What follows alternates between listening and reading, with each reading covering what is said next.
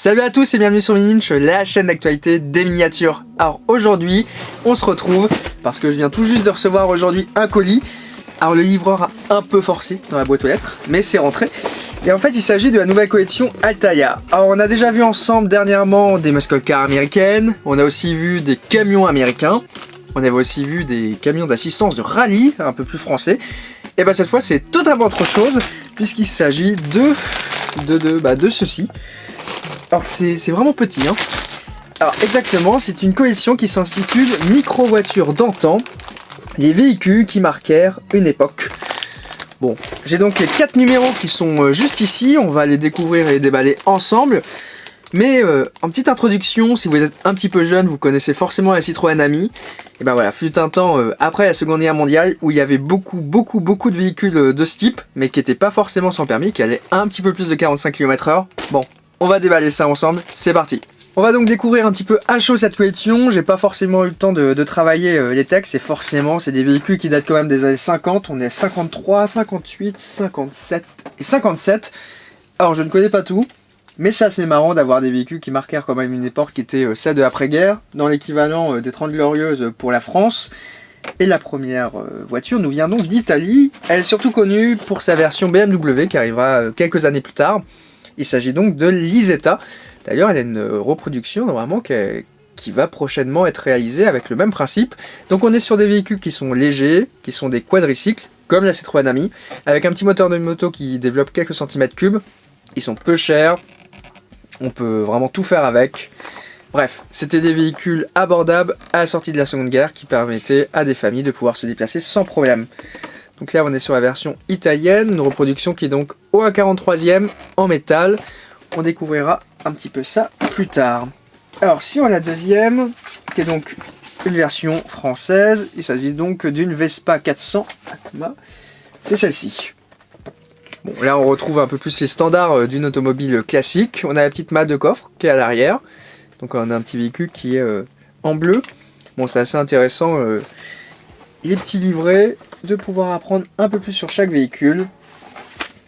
Alors, donc ça s'appelle le Messerschmitt FMR TG500. Attention à ce nom très long, pour un véhicule qui est annoncé en 59, 58 sur le socle. Il s'agit donc de ce véhicule. Alors on peut y mettre 2 personnes. Il y a eu des courses automobiles visiblement avec, d'après le petit livret. Et d'ailleurs à l'avant c'est assez marrant, on dirait que le véhicule sourit très légèrement. Une grande surface en vitre, très originale celle-ci, hein. Ouais, elle est mignonne avec sa petite couleur marron. Et le quatrième, il s'agit donc de la Toro D4 de 1953 exactement, donc un véhicule cabriolet beige avec un seul rétroviseur. Celle-ci est immatriculée dans le 13, donc une immatriculation française. Encore une fois, un tout petit véhicule qui était aussi une 2 places pour l'occasion.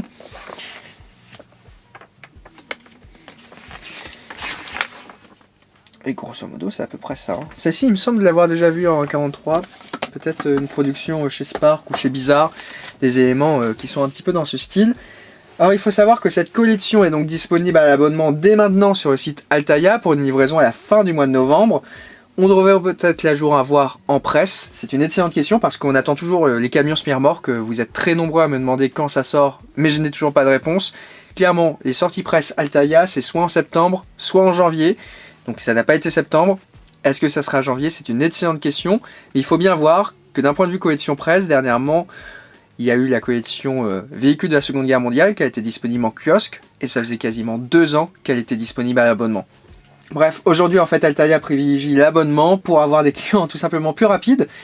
Et surtout c'est beaucoup plus rentable pour eux d'avoir des personnes qui suivent l'intégralité de la collection que des personnes qui achètent ponctuellement en point de vente. C'est ça qui explique la stratégie. Alors d'un point de vue coût, c'est une excellente question parce que ce n'est pas noté sur les flyers. Bon, on doit être autour de 16 €. Bon, pour pas dire de bêtises, je vais mettre le prix ici. Voilà, donc le prix de cette collection, le numéro 1, le numéro 2, le numéro 3 et le numéro 4. Toutes les informations sont comme d'habitude en description. Et on va pouvoir aller découvrir cette collection un peu plus en détail. Il me semble encore une fois que je possède les exemplaires qui ont servi du test. Qu'il faut savoir qu'en fait, pour une collection presse, ils vont diffuser dans une centaine à peu près de kiosques ces modèles-là dans une collection, sans rien dire. Ils vont un petit peu jauger qui achète, il a un petit questionnaire à remplir, et souvent 3 ans après, on retrouve la collection d'une manière générale avec quelques ajustements. Donc là, les modèles semblent être ceux de la collection presse, mais ils restent globalement assez inconnus. Bon, on va découvrir ça ensemble. On va donc maintenant pouvoir passer à la découverte un peu plus en détail de ces modèles. Alors déjà, c'est une très bonne chose, c'est qu'on remarque une boîte en plexi, donc qui permet de pouvoir exposer ces modèles sans avoir de poussière. Des fois, c'est relativement rare hein, chez la concurrence d'Altaïa. Bon, et puis il me semble que les dernières séries américaines les avaient. Les camions, par contre, avaient des emballages en plastique. Au moins, comme ça permet d'avoir une petite vitrine. Petit socle ici avec le nom du modèle plus l'année. Et à l'arrière, on va retrouver les caractéristiques qui permettent de voir que cette Isetta 250 va à 85 km/h. C'est beaucoup plus qu'une Citroën Ami sans contact en descente qui atteint 60 km/h. Il y a quand même eu 7000 exemplaires. D'ailleurs, on retrouve aussi au dos de chaque véhicule une petite image de la voiture montrant un petit peu son utilisation dans les années 50. Hop, si on retire le couvercle, on découvre donc la miniature. Cette dernière, c'est une production qui est de chez XO, qui produit aujourd'hui quasiment l'intégralité des collections presse. Donc on a l'échelle 1/43e, qui est l'échelle classique en véhicule miniature, surtout presse, et ça permet en fait de pouvoir comparer ce véhicule avec beaucoup d'autres. Donc là on est sur le premier numéro, qui a un prix d'appel qui est quand même assez faible, et donc faut pas trop regarder la finition de très près, hein. Ça va être des détails qui vont être un peu plus gros, des essuie-glaces qui vont être moins travaillés, tout simplement en fait parce qu'il faut tenir ce prix, et c'est difficile. C'est difficile aussi de comparer ce modèle par rapport à la concurrence parce que tout simplement il n'y en a pas en fait. C'est une miniature qui est totalement inédite. C'est la première fois que ça existe en miniature. Et c'est plutôt bien fait hein, globalement. On a des petites jantes par contre qui sont quand même très originales avec des pneus en gomme. Ça c'est à noter. À l'avant on retrouve une petite plaque d'immatriculation. L'intérieur est plutôt correct avec un volant qui n'est pas disproportionné. Parfois on a quand même la chance de voir. Et vu qu'il y a beaucoup de vitrages, on a la possibilité de découvrir l'intérieur. Donc il n'y a pas d'ouvrant sur ces modèles, qui sont relativement simples. Voilà. Donc là on était sur le premier numéro, on voit très bien à l'arrière d'ailleurs, qu'il s'agit d'un quadricycle. Donc, on va passer sur la Vespa, qui elle est un peu plus connue chez nous. Modèle très mignon avec la petite malle qui est derrière, franchement c'est très original ça d'un point de vue automobile. Surtout quand on pense que de plus en plus de fabricants commencent à se réintéresser à cette catégorie de véhicules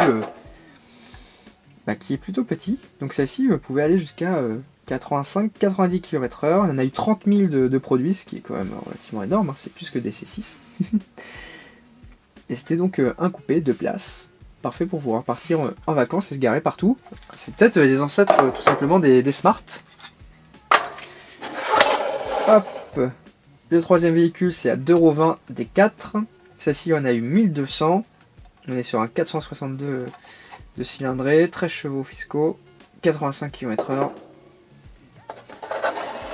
Et elle est immatriculée en France, c'est ce que je disais tout à l'heure, dans le 13 exactement. Donc on a deux petits feux qui sont vraiment sympathiques. Et puis de toute façon, c'est assez marrant aussi de voir, pour vous donner un ordre d'idée, la hauteur de la bâche, hein, de la capote, exactement. Qui est littéralement énorme parce que le véhicule est vraiment tout petit. Hein.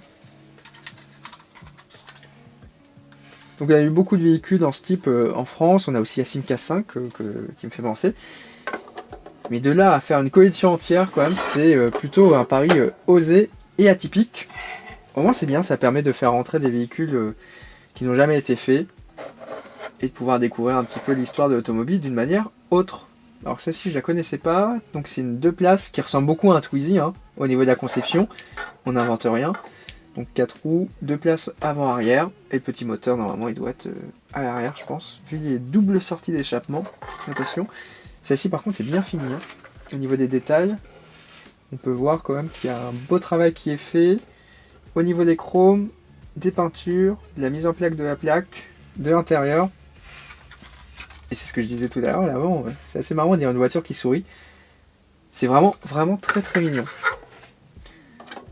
Bon, une collection qui mérite à être connue, qui est donc disponible à l'abonnement depuis quelques jours seulement, et qui un jour peut-être sera en presse.